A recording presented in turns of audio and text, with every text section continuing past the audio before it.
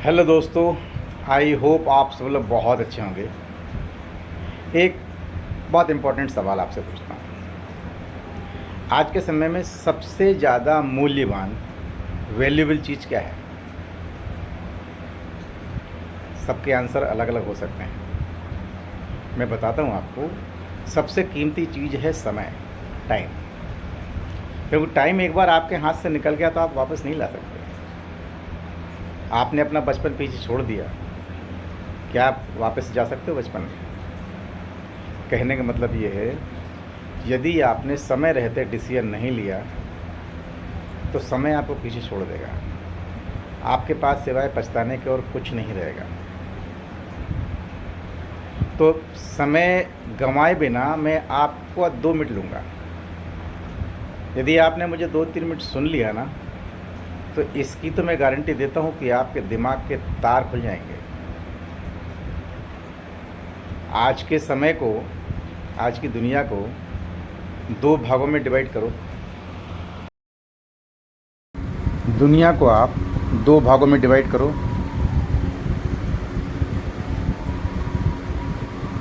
गरीब और अमीर। अब ये बताओ, सबसे ज़्यादा संख्या किसकी है, गरीब की या अमीर की? 95% लोग गरीब हैं हमारे देश में, 5% लोग अमीर हैं। अब ये 95% लोग गरीब हैं, ये भी इस कैटेगरी में आ सकते हैं। ये केवल माइंडसेट का कमाल है। ये इनका होता पुअर माइंडसेट, पुअर, और ये रिच माइंडसेट।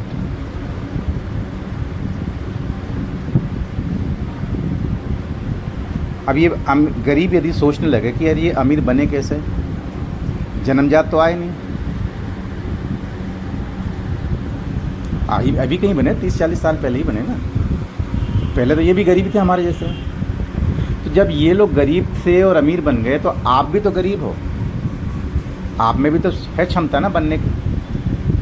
तो आपको जानने की ज़रूरत है कि ये माइंडसेट क्या है, वो कैसे अमीर बने। अगर वो आपने जान गए तो आप भी बन सकते हो।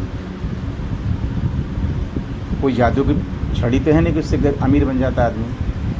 अमीर बने तो कभी ना कभी ये भी जीरो रहे होंगे, गरीब रहे होंगे।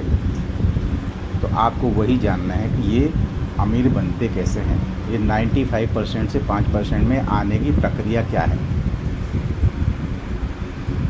अब आपको यही छोटा सा अंतर बता देता हूँ कि जो रिच लोग हैं, अमीर लोग हैं, इनके पास बड़ी बड़ी गाड़ियाँ हैं, बंगले हैं। इनका जो माइंडसेट होता है वो इन्वेस्टमेंट माइंडसेट होता है। ये देखते हैं कि मेरे को पैसा मिलेगा कितना, खर्च कितना हो रहा, ये नहीं देखेंगे, ये देखते हैं कि मिलेगा कितना। और 95% वाले लोग जो गरीब होते हैं ना, ये देखते हैं खर्च कितना हो रहा है। इनको फ़ायदे से मतलब नहीं है। अरे अगर 5 रुपये लगा के 5,000 रुपये कमा रहे हो तो इनको 5 रुपये भारी पड़ता है, वो 5,000 रुपये नहीं दिखता है। और इनको यदि मतलब 5,000 रुपये मिल रहा है तो 500 रुपये खर्च कर देते हैं। ये माइंडसेट है। अब 95% का आदमी सोचता है कि चीज़ें फ्री में मिल जाए। अब आप जीवन को एनालाइज करके देखो। आप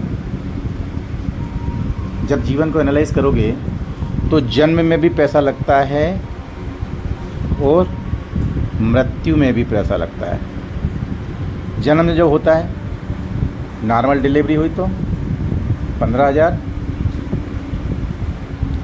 और सीजर से हुआ तो 50,000 से लेके 70,000 रुपये तक लगता है। और जब आदमी मरेगा ना,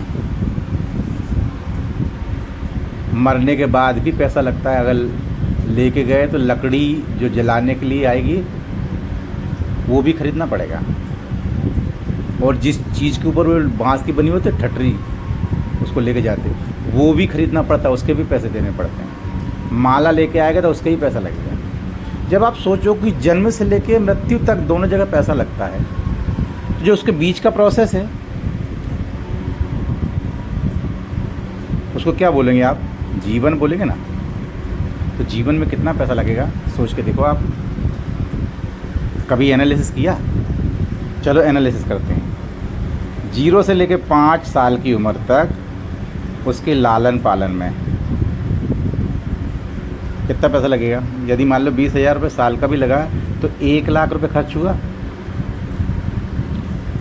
5 साल से लेके 17 साल की उम्र तक 12वीं क्लास पढ़ेगा वो, तो एक क्लास का 1,00,000 रुपये लगता है 1 साल का, तो 12,00,000 रुपये यहाँ लग जाएगा। और 12वीं पढ़ने के बाद में कॉलेज करेगा ना, तो 17 से 20 साल की उम्र तक कॉलेज करेगा, 3,00,000 वहाँ लग जाएगा। अब आप इसमें थोड़ा सा एक चीज़ और सोचो, केवल कॉलेज पढ़ाई करेगा? बच्चे बड़े हो जाते हैं, उनमें समझदारी आ जाती, पापा कपड़े भी चाहिए, पापा गाड़ी भी चाहिए, पापा ये भी चाहिए, पापा वो भी चाहिए, और माँ बाप ला के देते कि नहीं ला के देते हैं। फिर वो इमोशनली ब्लैकमेल करता है कि पापा मेरे तो साथ दोस्त लोग भी गाड़ी से आते हैं, तो बाप उनके लिए क्या करता है, एक मोटरसाइकिल परचेज़ कर देता है। 1,00,000 रुपये वहाँ भी लगेगा, तो ये भी जोड़ दो आप, 1,00,000 रुपये। अब यहाँ से सोचो आप, 20 साल की उम्र में वो कॉलेज से निकला तो 2 साल तक वो स्ट्रगल करता है, तैयारी करता है, प्रिपरेशन करता है एग्ज़ाम की, बैंकिंग की, रेलवे की, एसएससी की, ग्रुप डी की, बहुत सारे एग्ज़ाम देता है, फ़ीस भरता है, तो उसमें भी तो पैसा लगता है। एग्ज़ाम देने जाएगा, आएगा, गाड़ी से किराया लगेगा, चाय नाश्ता। यदि 20,000 रुपये साल का भी लें तो 40,000 रुपये लग जाएंगे इसके।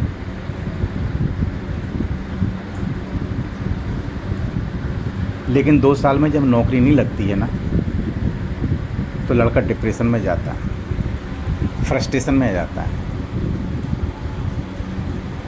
डिस्परेट हो जाता है। तो क्या करें? फिर वो सोचने लगता है यार घर बैठे बैठे क्या करूं, कुछ ना कुछ तो करूं। फिर वो नौकरी की तरफ भागने लगता है। अब आप सोच के देखो कि माँ बाप ने 15 से 16 लाख रुपए खर्च किए और वो 15,000 महीने की नौकरी ज्वाइन करता है। माँ बाप को इसी बात की संतुष्टि होती है कि चलो ठीक है, लड़का नौकरी लग गया, अब मुंबई में, दिल्ली में, पुणे में जाके जॉब करता है।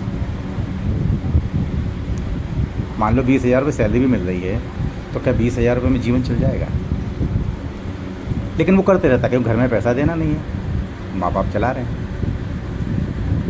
ऐसे 3-4 साल गुजरते हैं, समाज को पता लगता है, दुनिया को पता लगता है कि फ़लाने का लड़का तो वहाँ नौकरी कर रहा है। शादी की बातचीत चलने लगती है।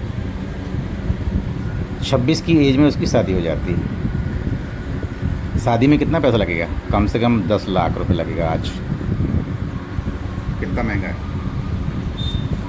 अरे सोने का रेट क्या है? 1,60,000 रुपये तोला।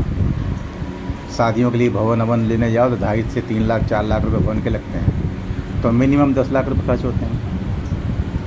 अब शादी भी हो गई, बीवी बच्चों के खर्च, वो और ज़्यादा डिप्रेशन में जाता कि सैलरी तो ज़्यादा बढ़ती नहीं, 20 से 25 होगी बस। और 28 की एज होते होते उसके बच्चे हो जाते हैं। जब बच्चा हुआ तो ये वाली प्रोसेस वापस शुरू होगी ना, यही वाली फिर से लालन पालन।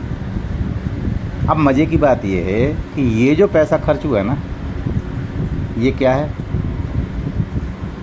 पेरेंट्स ने किया, माँ बाप ने पैसा खर्च किया। अब यहाँ माँ बाप गलती क्या करते हैं, स्कूल कॉलेज वाले भी गलती क्या करते हैं कि बच्चे को नहीं बताते हैं कि बेटा जब तेरे को कैरियर बनाना पड़ेगा, तेरे को कामयाबी के लिए कुछ कीमत चुकानी पड़ेगी। उसको नहीं मालूम, क्योंकि वो तो जेब से लगाता नहीं है। इसलिए उसका माइंडसेट रहता है कि फ्री में चीज़ें मिलनी चाहिए।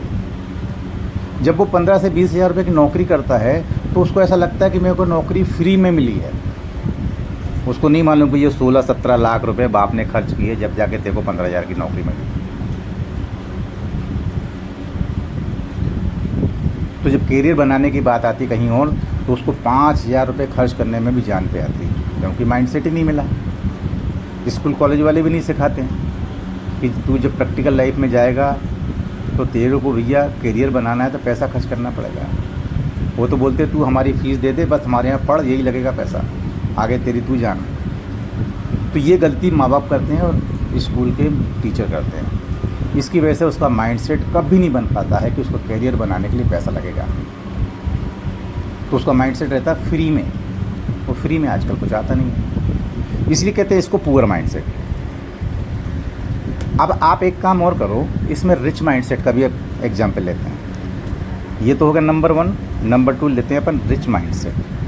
वही केस, 20 साल की उम्र से निकला कॉलेज करके, एक लड़का रिच माइंडसेट वाला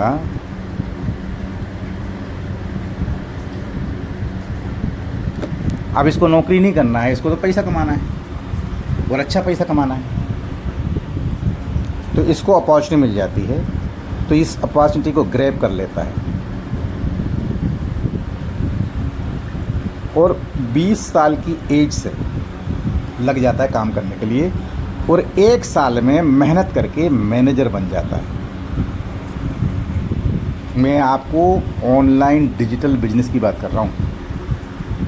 ऑनलाइन डिजिटल बिजनेस में 1 साल के अंदर आदमी मैनेजर बन के 1 लाख रुपये महीना कमाता है। आप सोच के देखो, प्राइवेट नौकरी में 1 लाख रुपये महीने कमाने के लिए 15-20 साल लग जाते हैं। उसमें भी दुनिया भर के आपको एजुकेशन लेने पड़ेंगे, आपकी अंग्रेज़ी अच्छी होनी चाहिए, आप में स्किल होनी चाहिए, जब जाके आपको 1 लाख रुपये तनख्वाह मिलेगी। लेकिन यहाँ पे मात्र 1 साल में 1 लाख रुपये महीने तनख्वाह इनकम हो जाती है। और जब बच्चे की 20 साल की उम्र में 1 लाख रुपये मिलते हैं तो उसका कॉन्फिडेंस लेवल कितना होता होगा, सोच के देखो आप। और मेहनत करता है वो, और 22 साल की उम्र में वो सीनियर मैनेजर बन जाता है।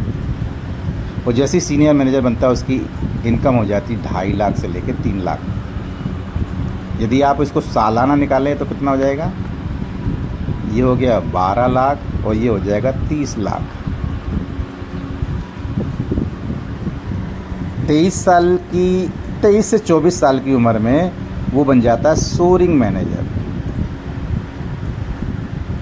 और जैसे ही सोरिंग मैनेजर बनता तो उसकी इनकम हो जाती 5 लाख से 7 लाख। वो सालाना देखें तो 60 लाख।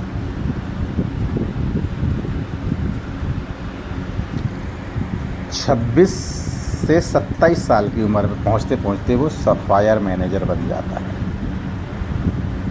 और जैसे ही आप सफ़ायर मैनेजर बना, इस बिजनेस की ब्यूटी है कि इतना फास्ट प्रोग्रेस दुनिया के किसी प्लेटफार्म में नहीं होता जितना इस प्लेटफार्म में होता है। इसलिए हम इसको कहते हैं कंपाउंडिंग इनकम प्रोग्रेस।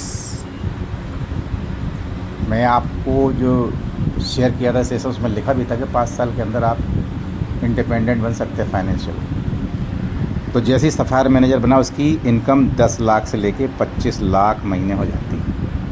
यहाँ पे अपन सालाना ले लें तो 1.2 करोड़। और 28-29 की एज पहुँचते पहुँचते वो बन जाता है डायमंड सफ़ायर। तब उसकी इनकम पहुँच जाती 30 लाख से लेके 50 लाख तक। आप सोच के देखो, 3.5 करोड़।